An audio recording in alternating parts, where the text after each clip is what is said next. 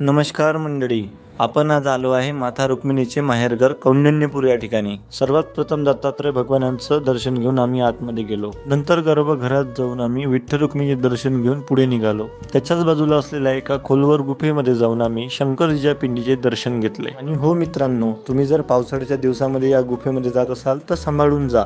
तुमच्यापैकी जर कोणी या गुफेमध्ये गेले असेल तर त्यांचा अनुभव कमेंटमध्ये नक्की सांगा। नंतर आम्ही मंदिराच्या बाहेर निघालो।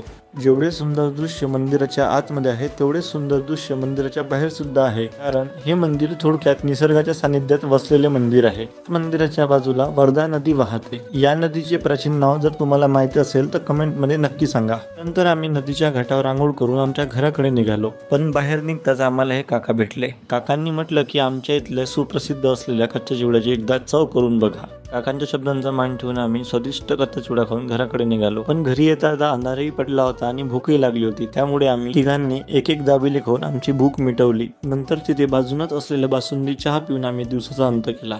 चला तर भेटूया पुढच्या ब्लॉगमध्ये नवीन ठिकाणी नवीन जागेवर। तोपर्यंत टाटा।